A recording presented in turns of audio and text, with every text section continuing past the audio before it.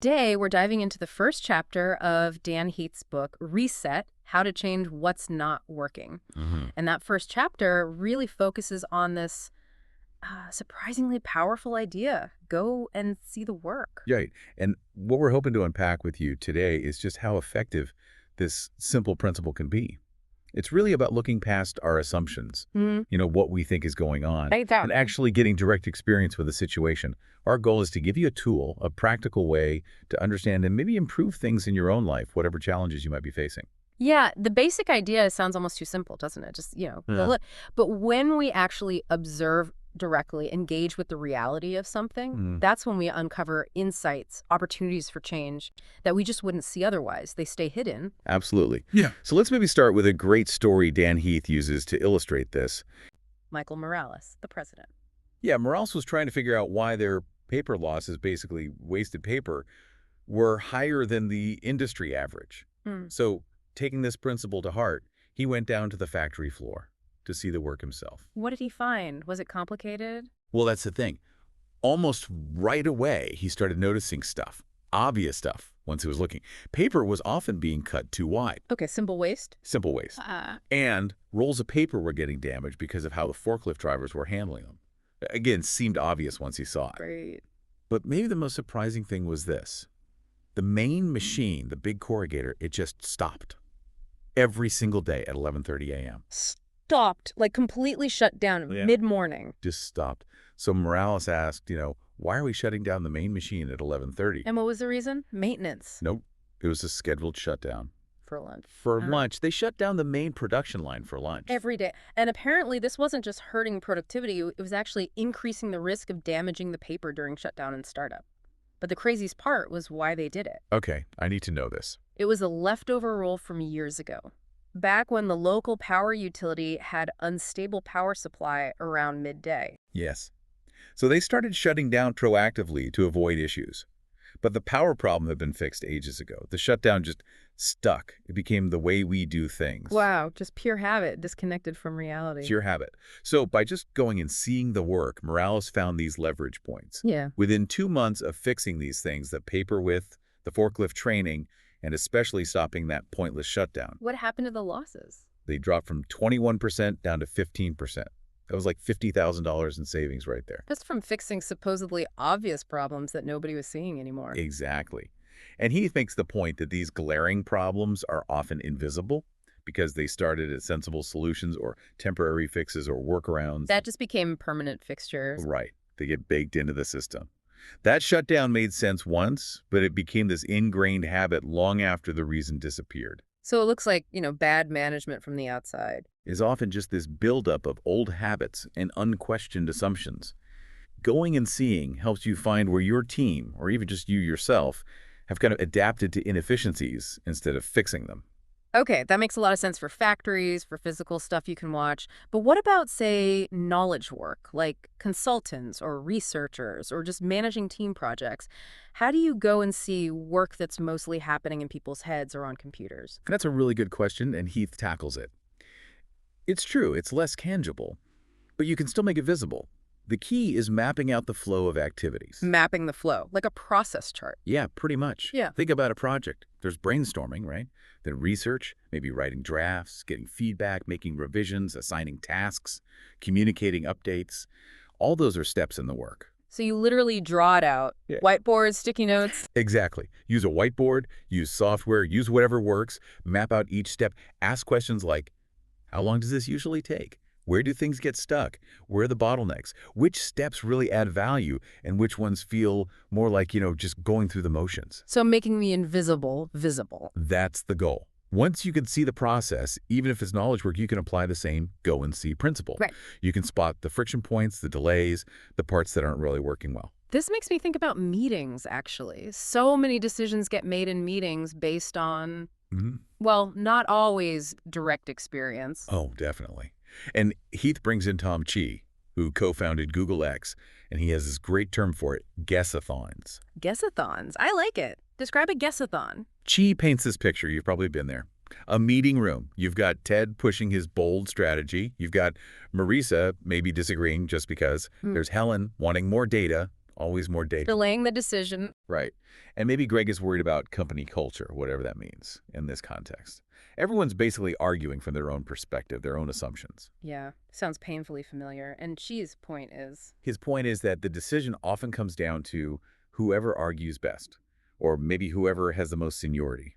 Not necessarily who actually understands the situation on the ground. Precisely. Yeah. And she says something really crucial. Having smart reasons for your guess doesn't make it not a guess. Right. You can rationalize anything. Exactly. So his challenge is, how do we move out of this medium of guesses, as he calls it, and into the medium of reality? By going and seeing the work. That's the path.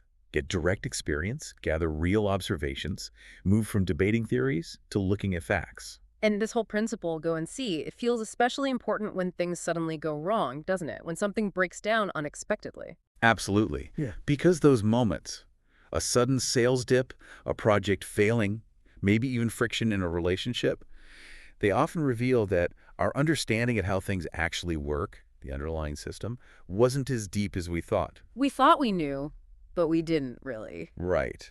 And this connects to some fascinating psychology research by Leonid Rosenblatt and Frank Keel. They studied something called the illusion of explanatory depth. The illusion of explanatory depth. Okay, break that down. Basically, it's our tendency to overestimate how well we understand things. They did these studies where they asked people, how well do you understand how a zipper works? Or a toilet? Things we use every day. Exactly. And people would generally rate their understanding pretty high. Like, yeah, sure, I know how a toilet works. Okay, seems reasonable, but then they asked them to actually explain it, step by step. How does the flush mechanism work? What makes the water stop filling? And suddenly? Suddenly, people's confidence plummeted. They realized they knew how to use it, but they didn't really know how it worked in detail. That makes sense. Heath mentioned this funny YouTube video, too. Teenagers trying to explain toilets. It's gold. One kid says the waste goes through some machinery. Machinery. Another talks about pipes going up to the top thing. And a third just says water comes out and, like, pushes the stuff down. Okay, so not exactly detailed mechanical explanations. Not quite. When they had to explain, they realized how fuzzy their understanding actually was. It's that difference between knowing how to use something and knowing how it operates. Functional versus systemic understanding. Exactly. Heath also uses the example of drawing a bicycle from memory. Rebecca Lawson did studies on this. People draw bikes all the time, right? Right. But when asked to draw one, they make really basic mistakes. Like what? Connecting the pedals to the front wheel, or having the chain connect both wheels, or drawing the frame in a way that the bike couldn't possibly steer. Even people who ride bikes. Yeah. One participant who drew an unsteerable bike reported cycling almost every day. They have perfect functional understanding, they can ride it, but their systemic understanding is flawed.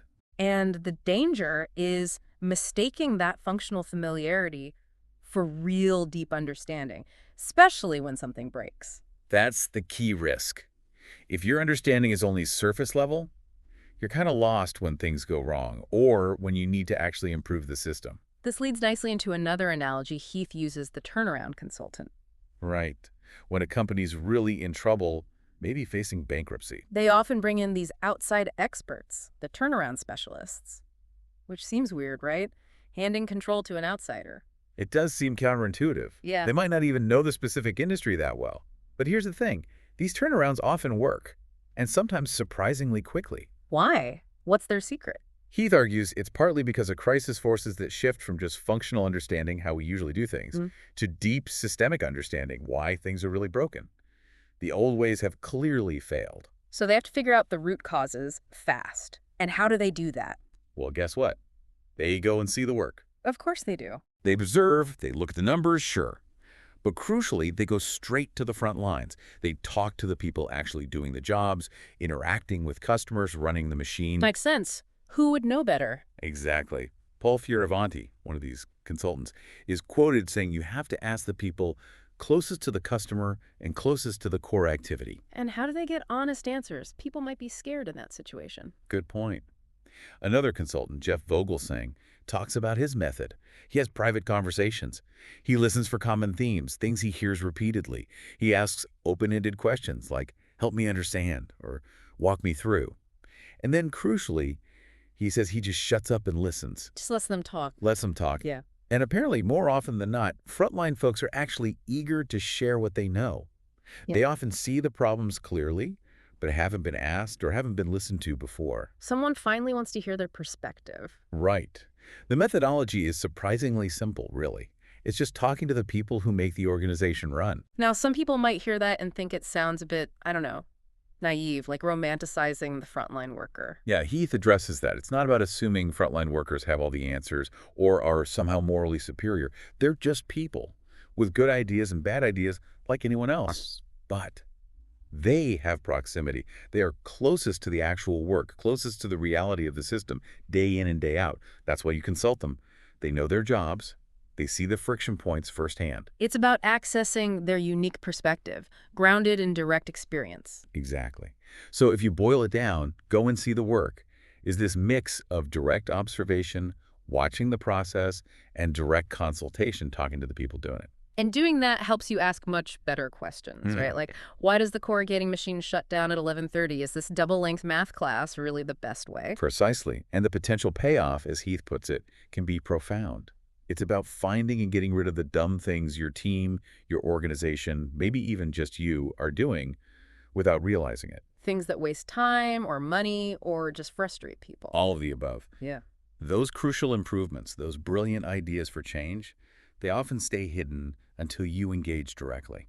Heath also quickly mentions the connection to going to the Gemba and the Toyota production system. Yeah, Gemba means the actual place in Japanese. It's the same core idea. Go to where the work happens to understand it. He contrasts this genuine examination with, those staged executive tours where everything is cleaned up beforehand. Right, the Potemkin village tour. That's not going to see the work. Definitely not.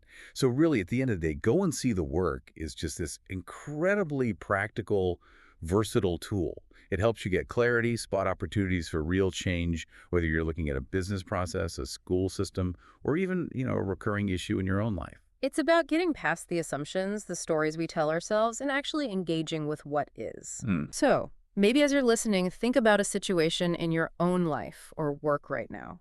Where could applying this principle, really observing, really talking to the people involved, give you some fresh insight? Yeah, where might direct experience reveal something important? And maybe here's a final thought to chew on. What long-standing way we do things in your world might just be running on autopilot based on some old, outdated assumption, something waiting to be uncovered, maybe reset, just by deciding to really go and see.